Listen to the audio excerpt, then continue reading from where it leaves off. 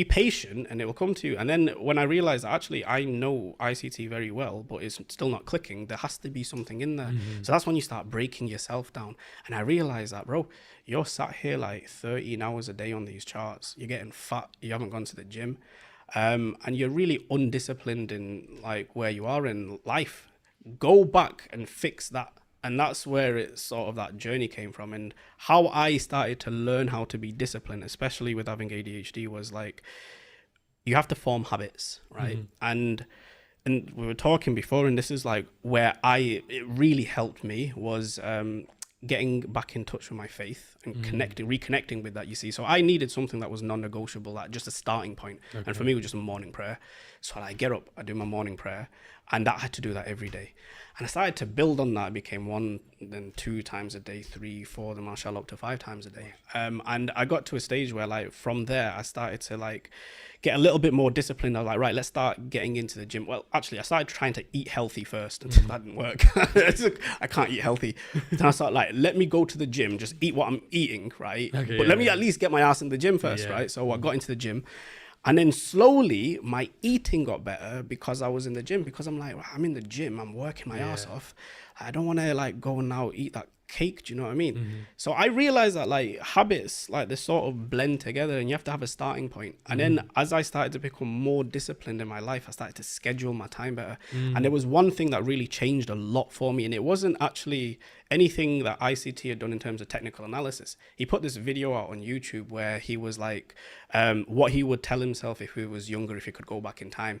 And that for me was massive, because he got to the stage where he got dead emotional about it. And he says like, he's missed the time with his kids, and he feels like he's been a lousy father because of it. And I, having 2 daughters myself, I sort of looked and I thought, you know what?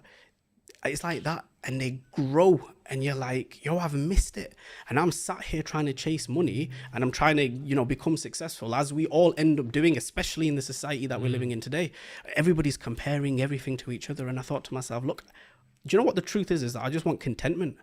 I want financial freedom, obviously, right? And I want to give my children like the best possible opportunity for life. But I also don't want to like do it to my own demise, to my own detriment, where in years to come, I'm going to look back and say, yo, I regret missing that time with them.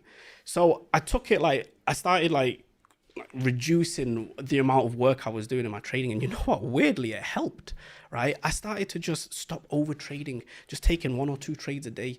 And I started spending more time with the girls, and I started like scheduling my day more. Like, I'm going to use this hour to study. I'm going to use these couple of hours, had dinner with the girls, you know, do some homework and some studying with them, and then go back to my trading late at night. And I'd schedule, these are my hours that I'm going to trade. These are my trading. And that's when you start building your business plan. And that's what it really is, isn't it? It's a business. You're trading your business plan, and you structure it and you schedule it that's going to fit you. And the thing is like, a model that's going to work for you isn't going to always work for somebody else.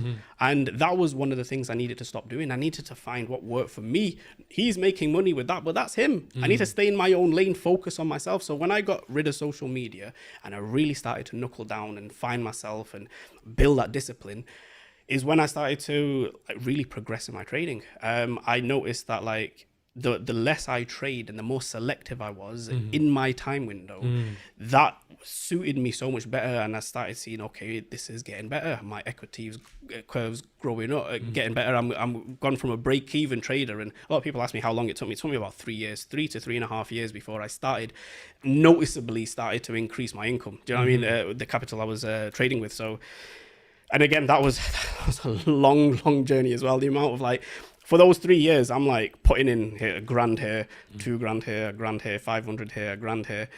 And I'm just going down, going back to the same level. So like, I must have probably put about 30 grand in before, losing probably about 30 grand. I mean, it stings now that you look back, but you know, at the time I was like, in ones, well, twos, that's what it is. fives, Yeah. Because it's like, eventually it clicks, but like you sort of think to yourself, you're like, you know, the missus is asking questions, your parents, you've stupidly told them that you're trading, and they're like, I told you so, I told you, you know, like you're gambling, you know. And then when I went to the missus and I'm like, yo, I want to get out of pharmacy to do this, especially my mum. She was like, are you stupid? Do you know what I mean? So